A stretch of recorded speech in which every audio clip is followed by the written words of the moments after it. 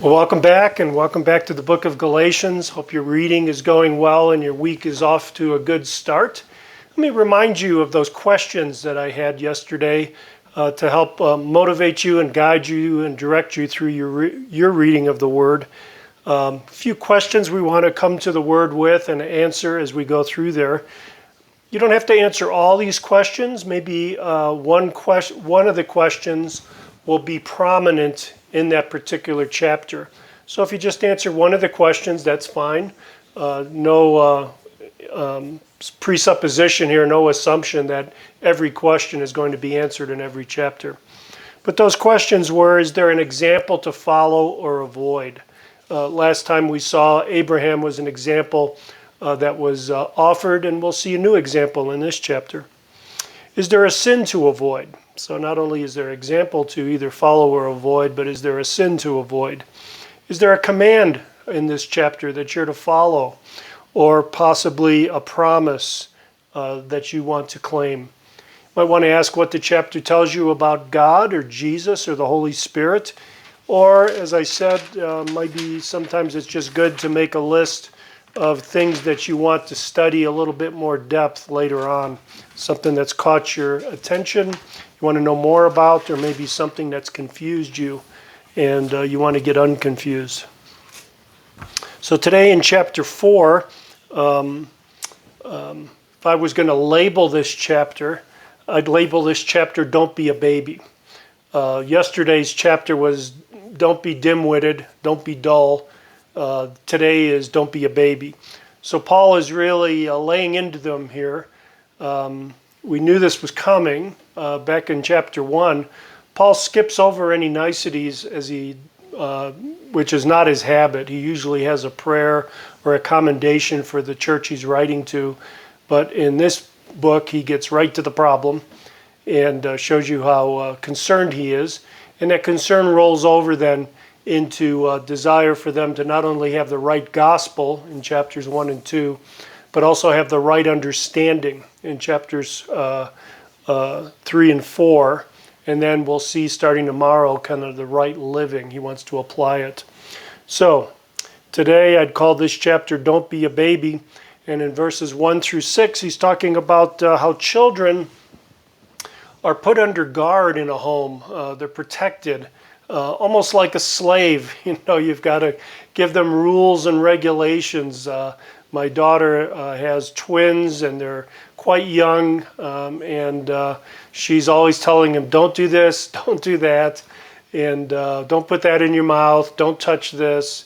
And it was similar with the law. Paul calls them elementary principles, kind of the ABCs, the baby talk, dada, mama, is what's happening here. And that was the kind of the state of God's people under the law. They were giving these principles that really controlled elemental aspects of their behavior, that kept them in line and kept them out of trouble. Not because God was trying to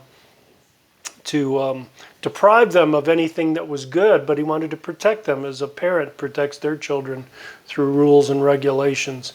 But then Paul says you've gone from that baby stage and now you're mature. You've been born. You are a mature follower of Christ and you've become his son. And they're no longer under the guard of the law. So Paul is saying again here against those who would say that they need to follow the law or any kinds of regulations. He's saying that's over with. That's done. That's for babies. Grow up. That's no longer you. In verses 7 to 11, he goes back to talking about these elementary principles again. And in this case, it seems to be in the context of idolatry. Again, not equating idolatry with the Mosaic Law, but saying specifically that as the Mosaic Law had regulations that were elementary, so these notions or understandings of paganism are also elementary. They're also just the beginnings. And he mentions here again about their believing in vain or his work being in vain. And again, I don't think it's a situation of their not being saved as much as not producing the fruit of their salvation. And in that sense, it's going to be in vain. Verses 12 through 20 then, Paul is going to address the brothers. Verse 21, he's going to address those who desire to be under the law. So on the one hand, he's going to address those who are faithful and call for a decision. And he opens it with an appeal to their remembrance of his personal visit among them. So Paul was in Galatia. He visited them. And he basically asks them what happened to their love and the commitment they had for Paul. Why is that evaporated? Where has that gone? And he gives them a suggestion about where it's gone. Look at verse 17. Verse 17, you see the strategy that these false teachers are taking. They make much of you, but for no good purpose. So the picture here is that these false teachers are kind of, I could use a crude term, sucking up, saying what the Galatians want to hear, making much over them, flattering them, and that's what they're doing. But for no good purpose, Paul says. He goes on to say they want to shut you out, that you may make much of them. So the idea here is that they are coming in, they are flattering, they are pleasing the Galatians, and they are shutting them out from the truth. Paul's in a fight here, and the fight is between truth and a lie. And truth saves and truth sanctifies, and a lie does not. In fact, a lie is going to make them more dependent on and closer to the liars, not the truth. That's what Paul is warning them of, the strategy that they are pursuing here. They want to shut them out. Paul goes on to say that, again, speaking, I think, words of love here, it is always good to be made much of for good purpose, and not only when I am present with you, my little children, for whom I am again in the anguish of childbirth until Christ is formed in you. I wish I could be present with you now and change my tone, for I am perplexed about you. Look at Paul here, putting himself in a role of a mother giving birth. That is the closeness, the love, the commitment that he has for this Galatian church. For those of you who have given birth, you know the bond between you and your baby. And Paul is talking about that bond here, that love. What has happened to that? I still have that love for you. Why don't you have that love for me? And his answer is that these lying teachers have invaded the church. Verse 21, then Paul addresses them directly here. He addresses the false teachers, which indicates to us that they are in the church. The false teachers and those who follow them are in the church. Don't lose sight of that. When we get to the book of Revelation, you'll see clearly in chapters 2 and 3 of Revelation that the threat to the church is in the church. It's not the government. It's not things outside the church. It's in the church. That's where the threat is.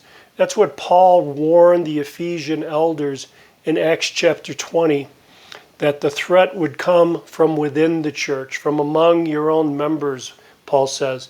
Could mean from the elders themselves, or from the people in the church, or both. But the threat is in the church, and that's what we see here.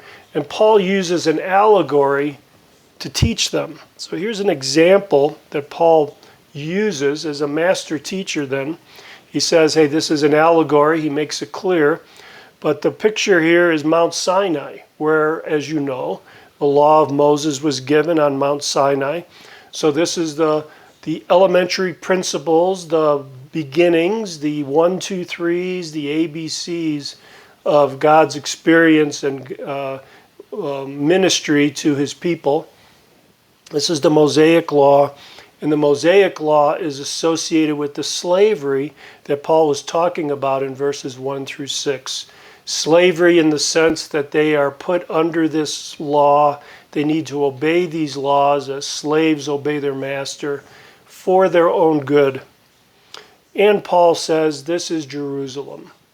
So he points to the city, and at this time the temple is still standing, and the ritual and the cult of the law is still going on. And Paul points to that and says, don't you understand that by following this, you are still slaves to that law, and you have been freed, is the implication here. And then he closes out the chapter in verses 28 through 31 by addressing again the faithful, the true believers. And he is addressing the fact that they are being somehow persecuted at the hands of these men who are trying to get them to follow the Mosaic law again. Probably men and women that are trying to get them to follow that Mosaic law. They are being persecuted in the sense that they are being argued with, they are being shamed, they are being deluded, they are being cajoled, maybe ridiculed by those who are saying that they need to keep the law, maybe accused of being spiritual infants themselves. And Paul says, from the beginning, from the start, the children of promise have been persecuted by the children of the flesh. And he goes back to Ishmael and Isaac, Hagar, the child being not of a promise, not a result of the promise that was given to Sarah that produced Isaac, but the fleshly approach that Abraham and Hagar and Sarah took that produced Ishmael. And right from the beginning, there was conflict between Ishmael, the child of the flesh, and Isaac, the child of promise. And Paul's saying, so it will ever be. Don't be surprised by this. Don't be caught off guard. We can see that the persecution of the faithful has been from the beginning. So, in terms of application today, we could ask a question. Why suffer? Why suffer? And I think this chapter shows us three reasons why we should suffer. First of all, it shows that we are the mature children of God. That when we are suffering for doing right, I'm not saying that suffering for doing wrong shows that, but when we suffer for doing the right thing, we are showing that we are children of God, children of the promise. The other thing that it gives us the opportunity, suffering gives God the opportunity to show his power through us. Consider, for example, the suffering of the Galatians that we're looking at right now. Gave them the opportunity to receive this letter from Paul, this letter that has been preserved and handed down and put into the canon of Scripture so that we could read it today. That is God's power at work that we can witness even right now, that the suffering of the Galatians has led to this for us to discuss this today. It also gives us the opportunity, God, to deliver us from the suffering. I pray that the church in Galatia turn from their error here. I think they did, and adhered with the apostolic doctrine. So sometimes suffering gives God the opportunity to deliver us from that suffering. Other times, however, suffering allows us to show God's strength by giving us power to endure.